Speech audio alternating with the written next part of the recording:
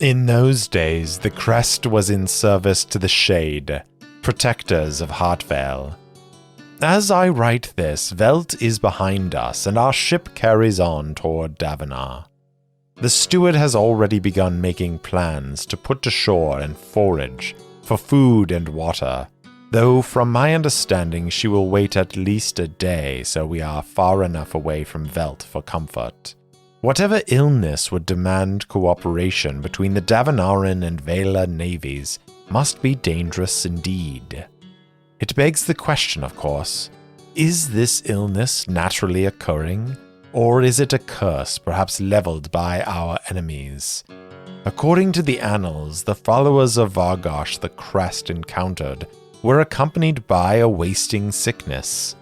I wish we had been able to spend a little time gathering information on this illness in Velt. It might warn us of what we will find when we reach Davenar. In the absence of answers, I find myself revisiting the annals, searching them for any pieces of information I may have missed. The Book of Zevra the Untamed is replete with stories of their contracts in Othral, including the clash with the cultists of Vargosh, but there are few specifics about the cult itself. Even the village they had overrun is not named here, so I could not be sure where to start looking. Othral is not a small country. Would any remember stories of a cult and a wasting sickness? I have half a mind to continue on to Othral after the others have been delivered to Davenar, but such a journey would take months. My fear is this, that we will find and destroy the Vidala in Davenar, but that it will not be the end of this cult, that we will let down our guard, and they will strike at a time unknown to us, and I cannot fathom what horrors they wish to unleash on this world.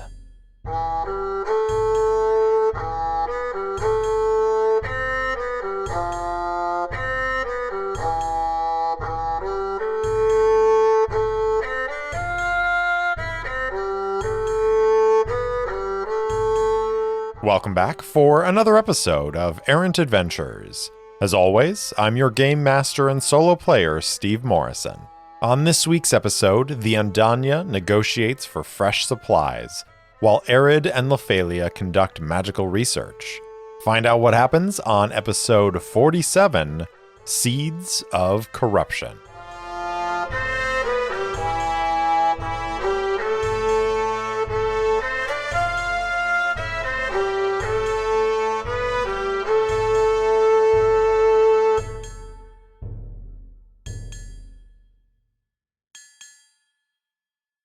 Last time, the journey continued, and on the morning when the crew of the Andania and the Crest and the occult infiltrators from the Shade were supposed to arrive in Velt, a storm blew in, and though they attempted to outrun it, they were unable to. They had to weather the storm, which they did, and then they were able to continue on their journey towards Velt.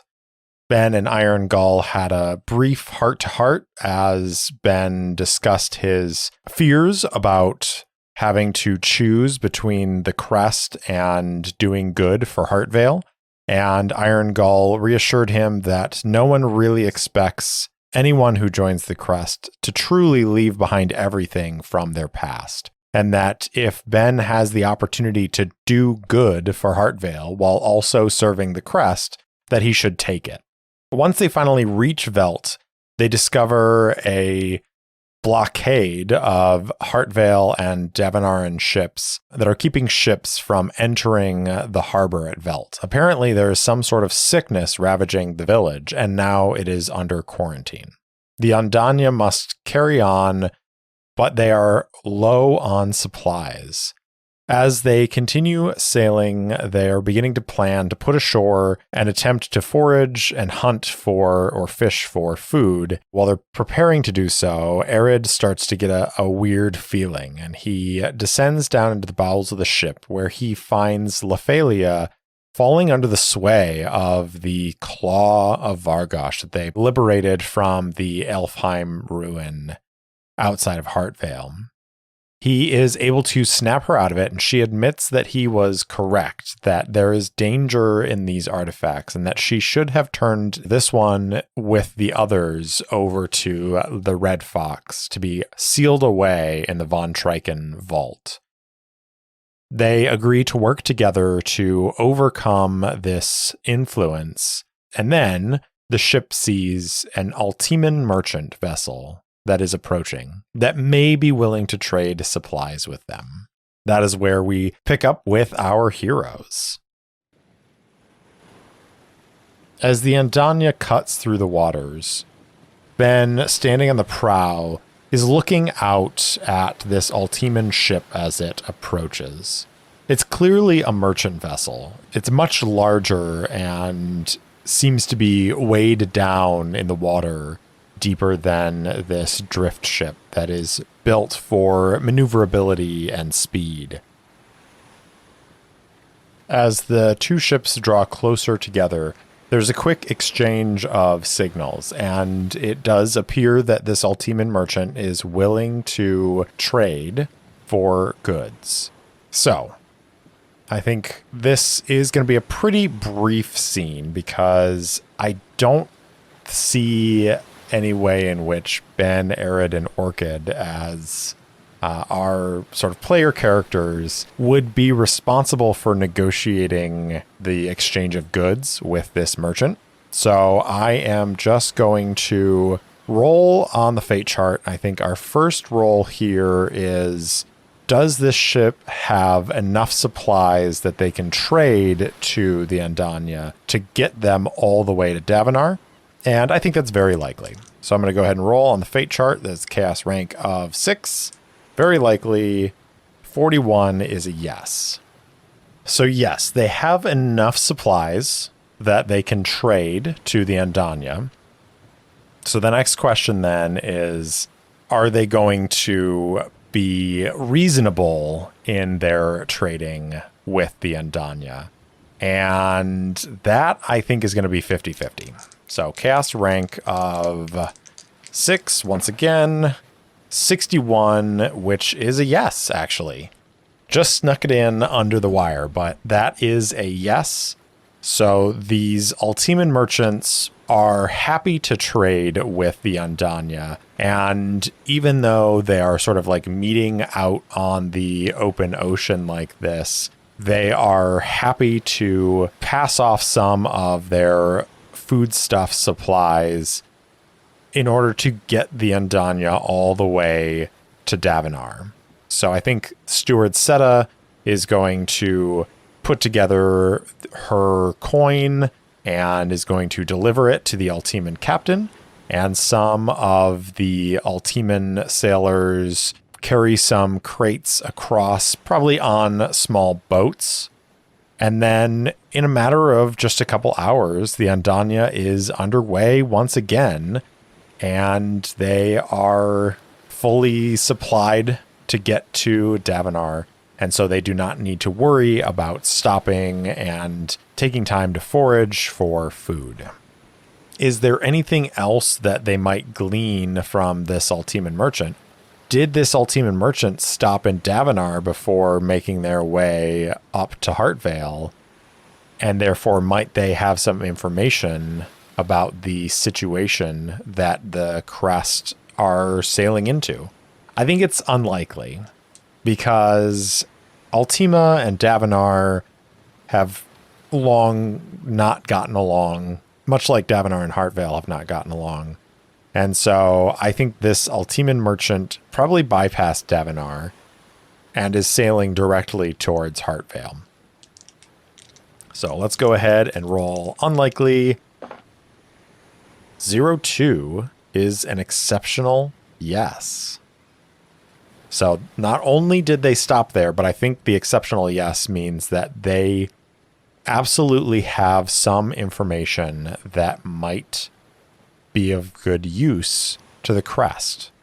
What could that be? Let's roll action and subject, see if that gives us an idea. 9, malice, and 8, enemies, or malice of enemies.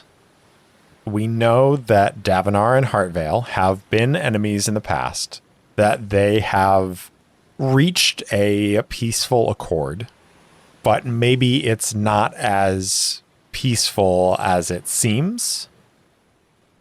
Or they know something about the Vidala family. They heard something maybe about the temple where the Vidala are hiding out. Is the information they have about the Vidala? I think it is very unlikely that it's about the Vidala. 40 is a yes. Yes, it's about the Vidala. Okay, so Malice of Enemies, it's about the Vidala. I think one of the Ultiman officers who accompanied the sailors in the transfer of the goods while on board the Andania is standing, observing the sailors sort of bringing up the crates, supervising, if you will. And I think Ben approaches him, and in Ultiman, because I think Ben, being well learned, knows multiple languages, especially those of the different city-states along the coast. And so there's Heartvale, Davenar, Ultima, all powerful city-states, all with their own distinct languages, and Ben probably speaks all three very fluently.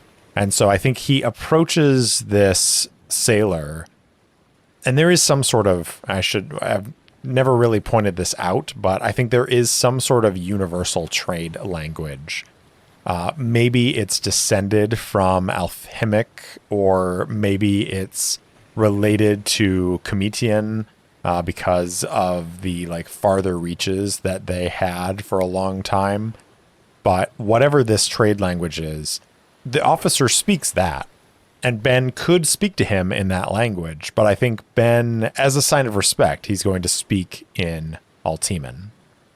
Ben approaches him and says, "My good sir, I must ask you, your ship, has it put into Davenar on this journey?" And the Ultiman merchant says, "Why, yes, we did put into Davenar.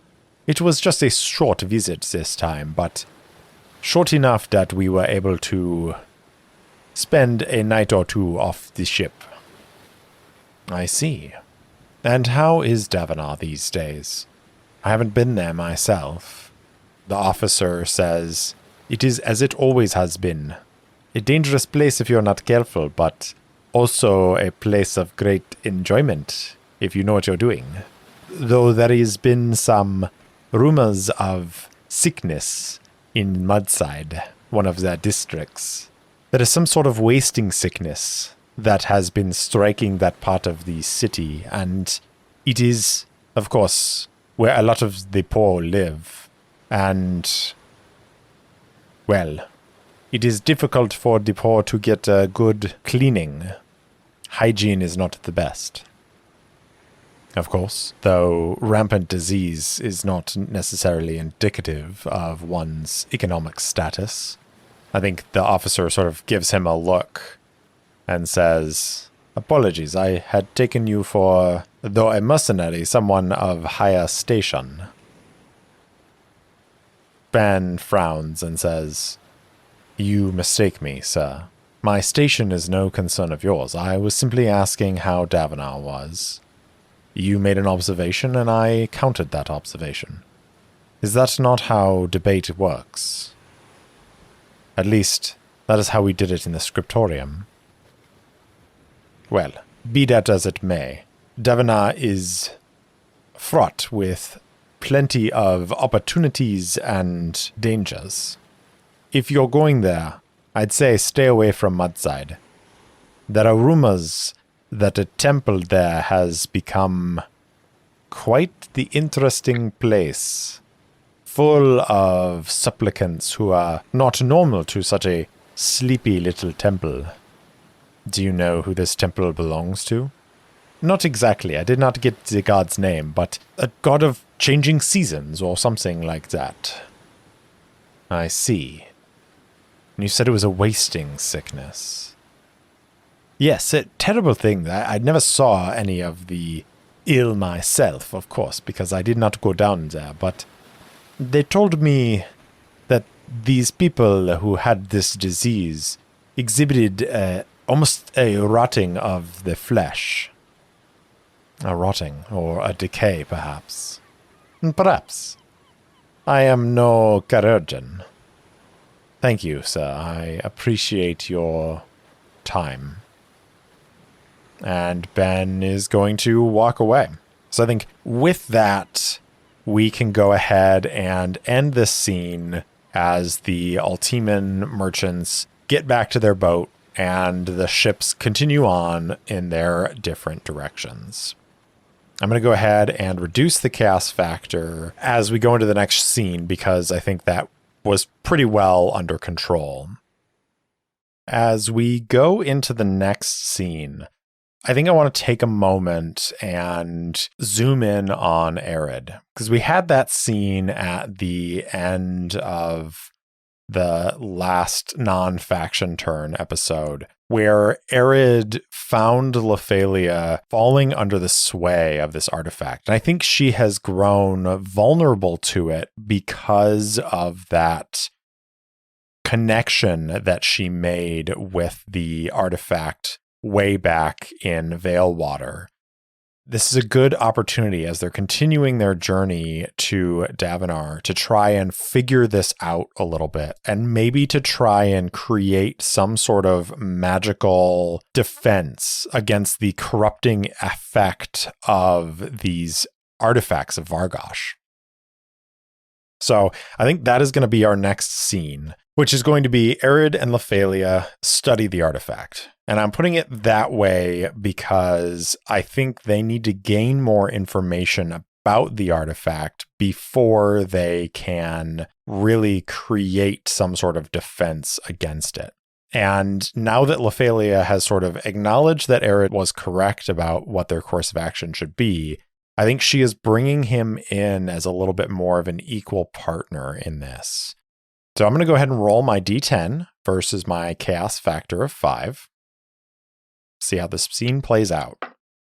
A 6, which is above the chaos factor, so it plays out as expected. Our view dips below deck to that small corner of the ship where Arid found Lephalia chanting over the artifact. That curtain is drawn once again, hiding away Arid and Lephalia as they study the artifact in front of them. They're focusing on it and pushing their talent into it, trying to find the bounds of what it is that this artifact is doing, what nascent power remains within it. So, as we begin this scene, I think that we are going to whisper into the unspeakable power. When you ask a question or seek guidance from the supernatural, roll plus arcane. On a hit, the MC will pick one of the following. On a 10 plus, other stuff happens. So Arid has an arcane of 2, and I think that Lephalia can grant him a bonus to this. It's maybe not 100% how the rules work, but I think it makes narrative sense that having her present gives him at least some added understanding of what is going on here. So we're going to roll our 2d6 and add plus 3 to this. 7 on the dice plus 3 is a 10. On a hit, you can have a brief vision, hear a faint voice, or have a curious sensation. On a 10 plus, the unspeakable power will provide clear insight to you on the guidance you seek. I think they have a vision, and I'm not sure what that vision is. So, as is our wont, let's do action and subject. See what the Oracle inspires. 94, dispute. 15, dispute the innocent. So they are looking at this artifact. They're studying it. It's a claw. Arid, looking down at it, says, "This power that you felt, what did it feel like?" Lephalia, who looks hesitant, maybe for the first time in Arid's experience, says, "It was unlike anything I have experienced in this world." And here she holds Arid's gaze. Then she says, "It reminded me of things that I did not think still existed in this world. Darkness. Darkness that should be long gone." Here she speaks a little quieter and says, "My people worked hard to ensure that the ancient horrors that ruled this world before your kind came were put away. And yet, I sense it here, within this. An ancient darkness. A darkness that swept over the land. Your kind witnessed the shrouding of Elfheim. There was a darkness that came before that. Long before that, when the stars were gone, there was darkness everywhere." Lephalia looks at Arid and says, "I see a small sliver of that darkness here, and it frightens me. You know me, Arid. I am not easily frightened." No, you are not. And I do not blame you for being frightened. What you say frightens me. All the more reason for us to discover a way to remain ourselves in its presence. I have felt its call before, when Ben and I stole the eye from the Defara estate. I sensed this artifact's call in the ruin. But we can resist. It is a sign. We must figure this out. I agree. And so they begin to close their eyes and lean into their talent. The magical energy emanates from the two of them and washes over the artifact. And I think as soon as Arid reaches out to it, he feels it too. He feels that darkness, that ancient danger. To Arid, it feels like walking through a dark forest and feeling something watching him. Knowing that if he turns around and looks at it, that it will devour him. And he, for a moment, feels the urge to retreat, to pull his talent back within himself and stay hidden, stay safe from this thing.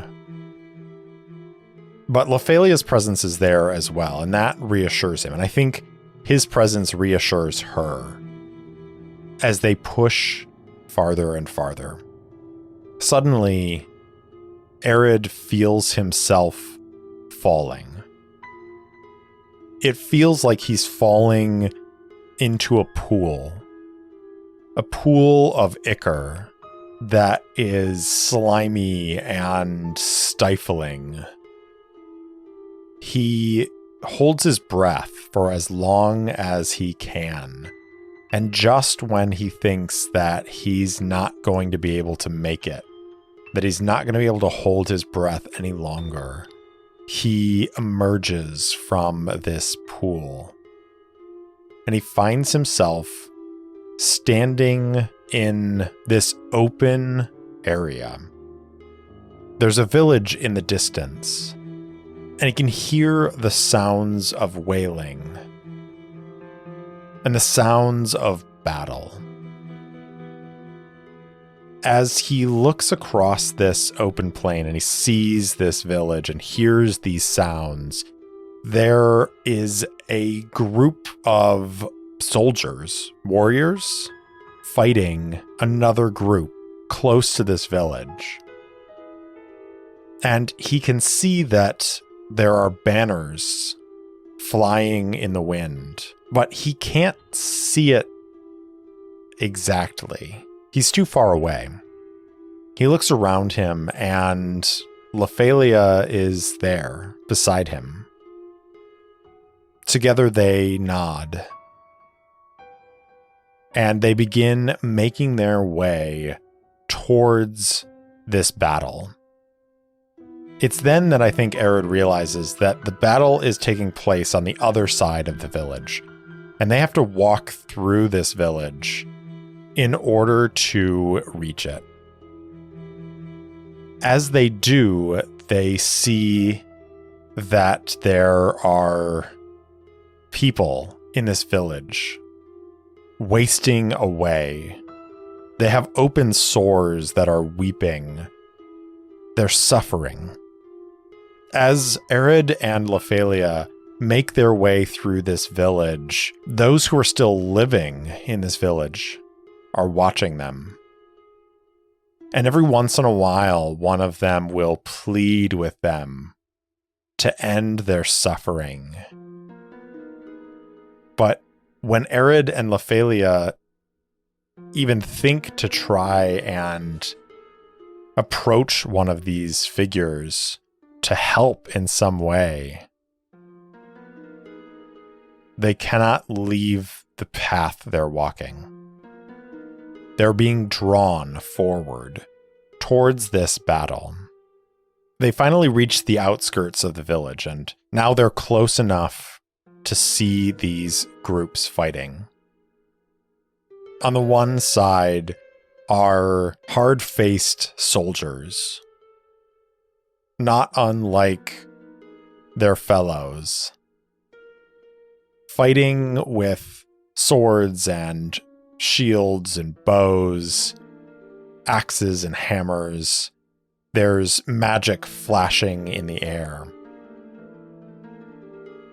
On the other side are half-living, half-dead individuals being driven forward with this strange energy that seems to be emanating from a woman in the center of this mass of people. They're being driven forward, and the soldiers fighting against them are struggling to keep them at bay.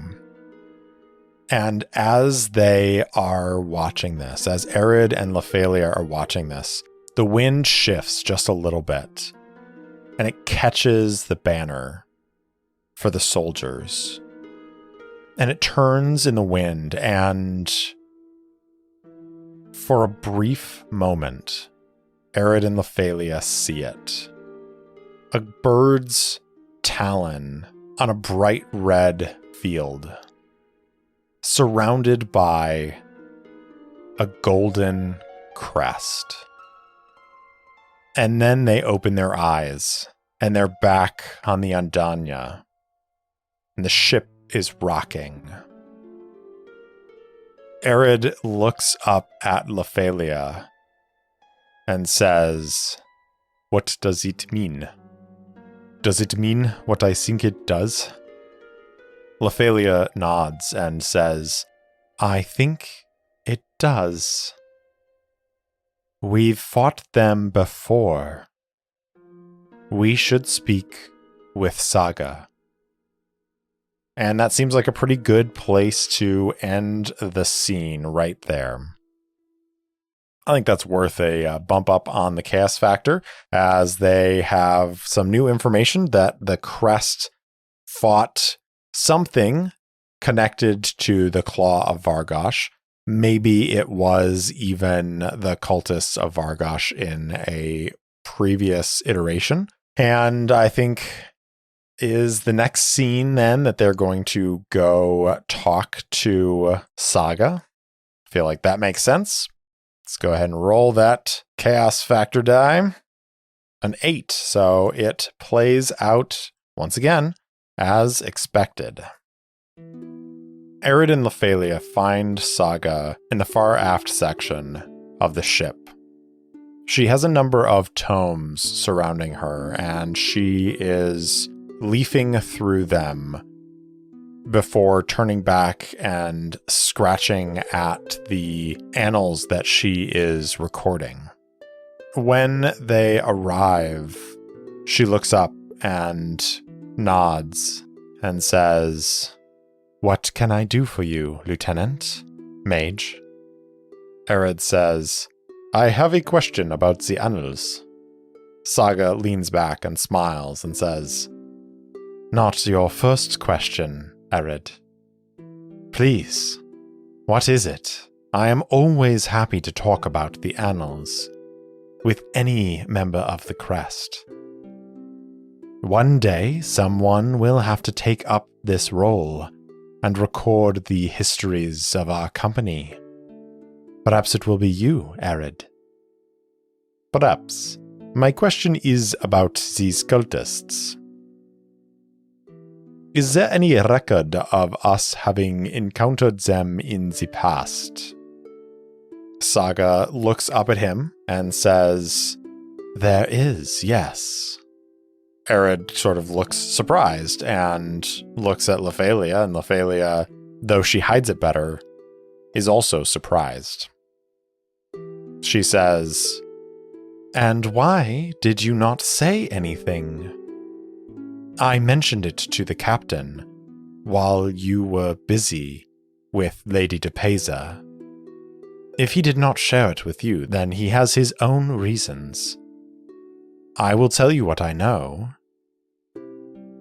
According to our annals, in the Book of Zevra the Untamed, the Hallowed Crest and Talon of Kiest encountered worshippers of Vargosh. It was about..." And she pulls out an old tome and leafs through it for a moment and then says, 443 years ago, in Othral, where there was a strange rotting sickness that had swept through a number of villages. Our brethren at that time routed the Vargosh worshippers, and seemingly were able to cure the villages. Now, as to how these cultists survived that massacre, I do not know, and something I'm very curious to find out. If we're able to take any of those Vidala alive, I would certainly be happy to learn if they know where their heritage comes from." Arid looks at Lephalia and says, "How very curious. There are few coincidences in life. The fact that we, as a mercenary company that came across these cultists, it strikes me as odd." Lephalia nods and says, "It has the flavor of a god's interference, I agree." She sort of looks around almost though as she expects to see some trickster god sitting in the corner. She says, "That being said, our duty is clear. We must deal with them. Knowing that we have already dealt with them in the past does provide some comfort. We know they can be killed, and if we are fortunate, we can finish the job that our predecessors could not. Is there anything else that Saga knows from the annals that might be of some use here? I don't think so. I think there's no way. I think that probably is the extent of the information that she has, but let's ask the fate chart and find out.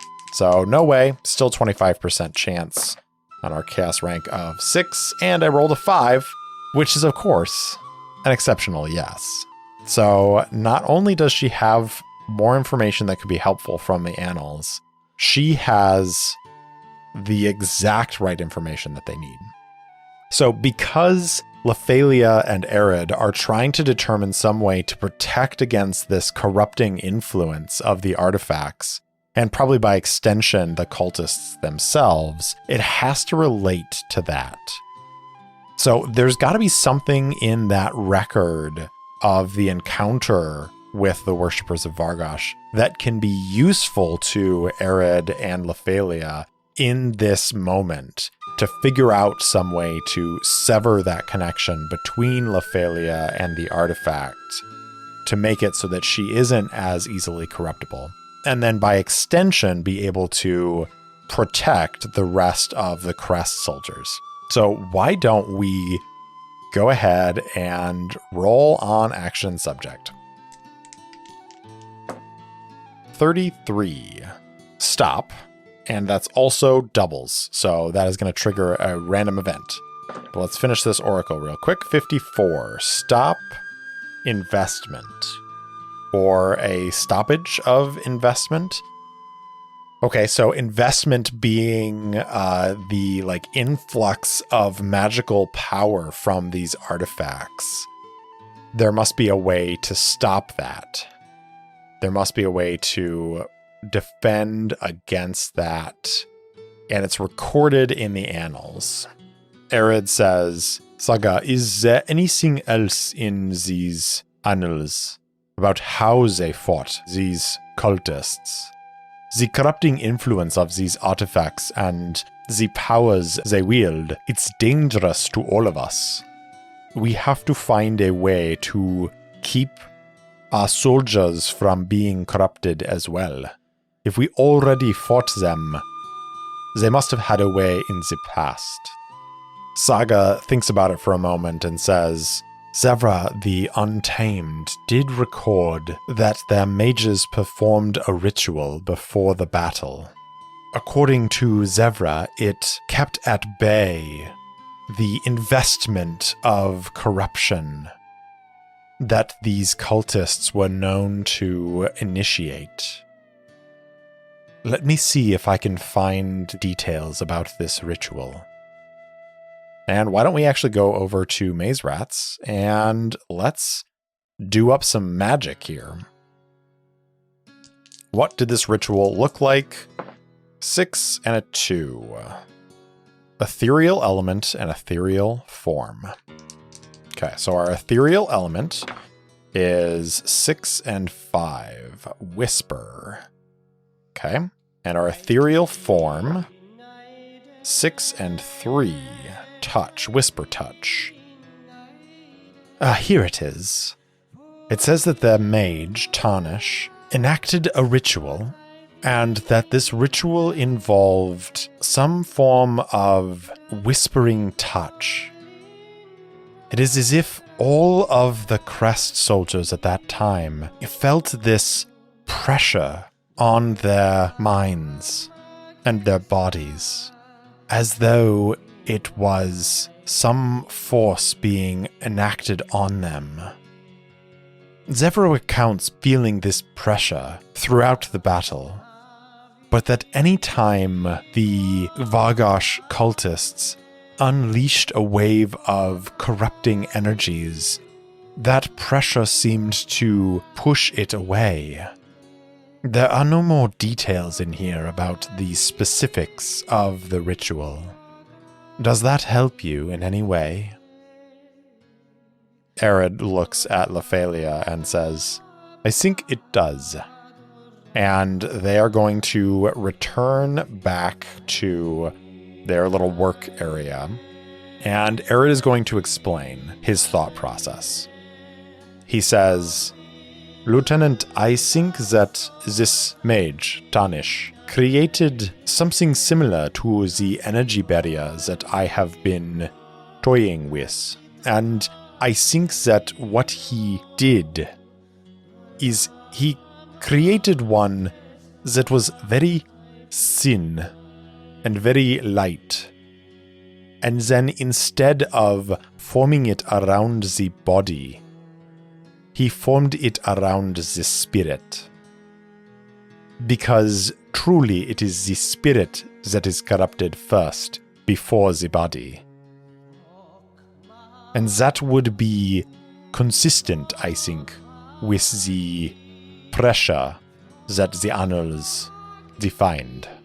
I would like to attempt this. Do you agree? Lathalia nods and says, I agree. It is a fine plan. Let us begin at once. And so Arid is going to attempt to harness the unspeakable power. 2d6 plus arcane.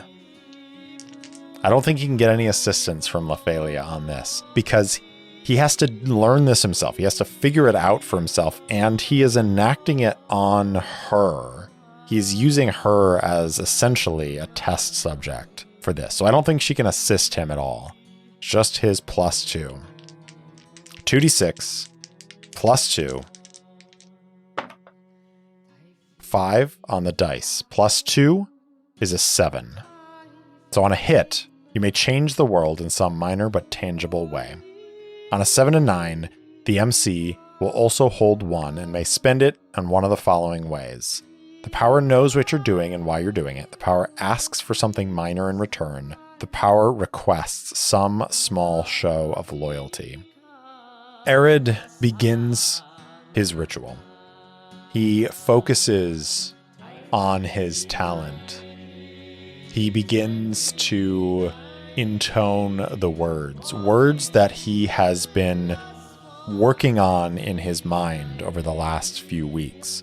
Words of power that will shape his will and force it out into the world, to change the world, to bend reality to his will. He begins to speak these words, and I think he feels this shimmering, effervescent light begin around Lathalia's body first. And he knows that that's not enough, so he pushes deeper. He pushes deeper and deeper, and he is delving into her spirit, trying to form this shell around her. As he focuses, and this is where I'm going to spend that one hold, he finds the seed of this corruption that she tried to fend off when she was overcome by the artifact beneath the inn in Veilwater. They were able to bring her back, to draw her back to this reality after she was sent on a walkabout back home to her own world. But there's a small piece of that corruption that is left within her. And I think in order to get rid of it, he can't just form this shell around her spirit. No, he has to have full and complete power over her in order to help rid her of this corruption. And I think to do that, he has to know her true name. Now, she already knows his true name because he used it as part of the potion that he used to find her when she was lost and to bring her back. And I think there is a little bit of potential quid pro quo here between them, that he could learn her true name. But Lathalia is an ancient dark fae who has no desire to be known in that way. even if it were to help her and to help Arid in this moment. But the truth of the matter is that if you delve deep enough inside a person's spirit, you can find their true name. And as Arid pushes deeper and deeper and deeper, I think he's drawing close to it. And because he's drawing close to it, I think that Lephalia begins to fight him, to try and push him out, or at least away from that deep secret place where she has hidden her true name. And I'm going to ask the fate chart, does he find it? If he finds it, he is going to be able to cure her of that corruption. But I don't think she's going to be too happy to know that Arid now knows her true name and has that power over her. If he doesn't find it, he cannot complete this ritual on her, and she will be susceptible to this corruption going forward. So, let's ask the fate chart. We've got a chaos rank of 6. I think, once again, there is no way that he finds her name. She is ancient and powerful, and she does not want him to have that power. So she's going to do her best to keep him away from it, even at the expense of her corruption. Chaos rank of 6.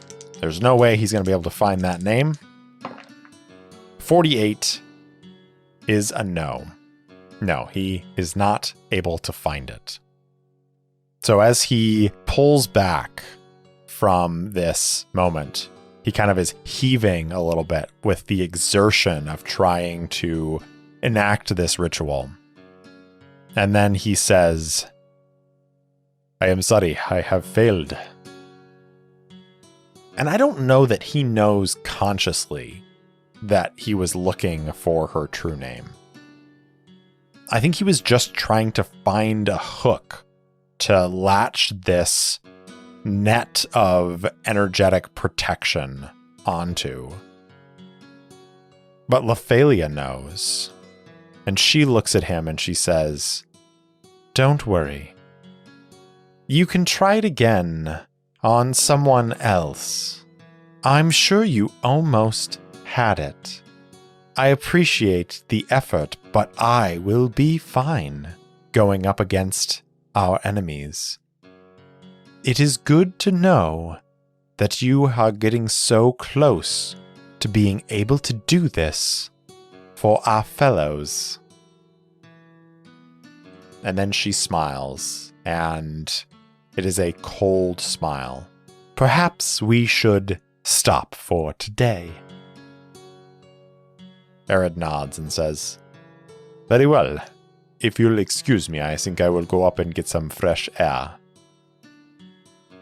And as he walks away, I think he's very troubled because something changed in her demeanor, and he's not entirely sure why. Now, we had a random event in there, so let's finish with that. 41. Move toward a thread. Interesting.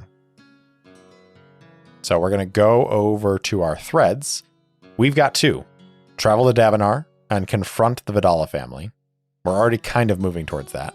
Root out the cultists of Vargosh within the Kingsword. Let's roll a d6. 1, 2, 3 will be the first one. 4, 5, 6 the second. 3. Travel to Davenar and confront the Vidala family. So this is move towards a thread. It's a random event.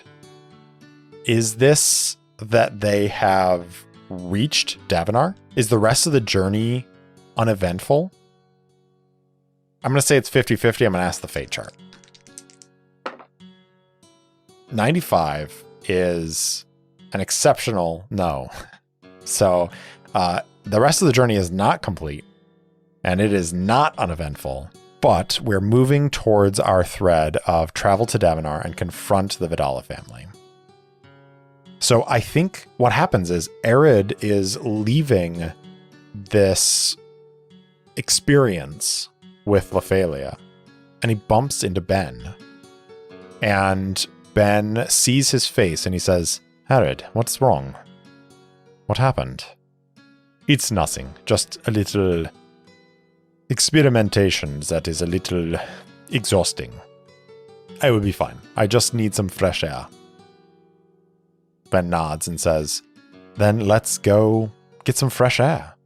It's quite lovely out. And we just got these supplies from this Ultiman merchant, so we're good to keep heading towards Davenar. And as they're walking up, he says, you know, the officer of this merchant ship told me the strangest thing. He told me that there is this district in Davenar that is suffering from some sort of wasting disease. Do you think that could be connected to the cult? Arid stops and looks at him and says, a wasting disease, you say? Ben nods. Arid says, oh yes. That is very much connected to the cult. I think that inadvertently, my friend, you may have narrowed our search. Did he say what district this was? Mudside. I believe it's one of their poor districts in the stilts. Then that is where we should begin looking as soon as we arrive. Ben nods and says, yes. As soon as we get to Davenar, we start looking for the wasting disease. Arid smiles and says, don't sound so skeptical, my friend. This is a very important piece of information. Let me tell you a story from the annals. In those days, the crest was in service to the Australian sovereign.